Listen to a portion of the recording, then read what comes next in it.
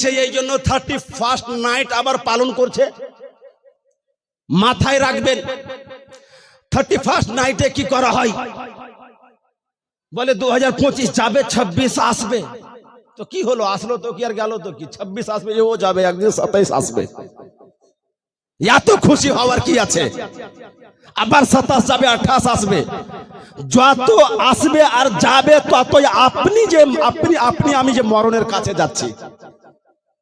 তো দরকার ছিল বেশি বেশি তওবা করার, কি বাপরে আমার জীবনের 2025 চলে গেল, জীবনে আর 2025 পাবো না, 26 তো পাবো, 26 চলে যাবে, 27 পাবো, তো এটাকে আর ফিরিয়ে পাবো না। আমার জীবনের একটা বছর চলে গেল, একটা বছর চলে গেল। তো যখন জীবনের বছর চলে যাবে, আপনার আয়ু তো কমছে, মরণের কাছে আপনি বেঁচে যাচ্ছেন, তাহলে 31st নাইটে আপনার যদি করতে হয় তো বেশি বেশি আল্লাহর কাছে তওবা করেন। কি আল্লাহ, চলে গেল 31শে ডিসেম্বর, চলে আসবে 26, জানি না না জানতে 2025-এ ছোট বড় গুনাহ প্রকাশ্যে অপ্রকাশ্যে, রাতে দিনে ছোট বড় যত গুনাহ করেছি মওলা, তোমার প্যারা হাবিবের ওসিলা, তোমার আল্লাহর ওলিদের, আল্লাহ তোমার ওলিদের ওসিলা আমার গুনাহ খাতাগুলোকে মাফ করে দিয়ে আমাকে পাক সাফ করে দাও, আর 2026-এ যেন গুনাহ না করি, আমাকে সঠিক পথের পথিক করে রাখিও। উচিত ছিল এটা, কিন্তু না, আজকে হবে এখানে জলসা, ধরুন আপনারা তো ভালো মানুষ, উদাহরণ দিচ্ছি আমি, এই দেখুন মোবাইলে অনেকে শুনছে, তারা তো বুঝতে পারবে। তো হয় কি, উচিত ছিল এটা, কিন্তু এটা না করে পিকনিক। পিকনিকে কি হয় বলেন তো, পিকনিকে গিয়ে ডিজে বাজিয়ে, বক্স বাজিয়ে, নাচানাচি করে, নাচানাচি, গান তামাশা, অশালীনতা, আর অবাধ মেলামেশা নারী পুরুষের, আর অপচয়, গোটা গোটা রাত পার করে নেচে কুদে এসে পিকনিক খেয়ে ঘুমিয়ে গিয়ে ফজর ছাড়া, সবই তো পাপের কাজ। এগুলো উচিত হলো?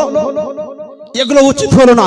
এই জন্য ব্রাদারানে মিল্লাত ইসলামিয়া, আপনাকে আফসোস করতে হবে, তওবা করবেন, না জায়েজ কাজ আপনি করিয়েন না।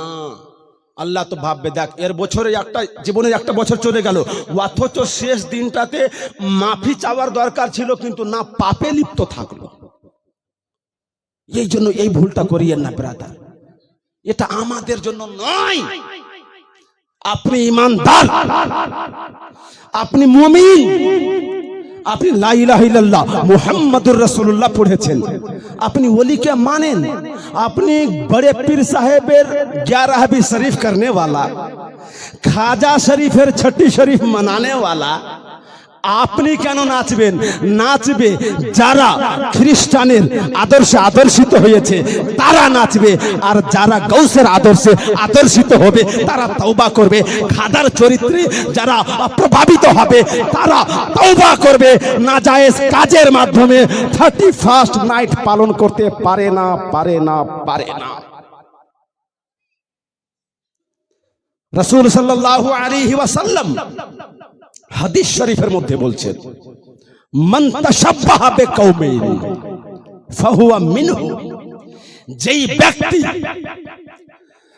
যেই গোষ্ঠীর সাথে, যেই দলের সাথে, যেই মাযহাবের সাথে, যেই জাতির সাথে সাদৃশ্য রাখবে, ওই ব্যক্তি ওই জাতির অন্তর্ভুক্ত হবে।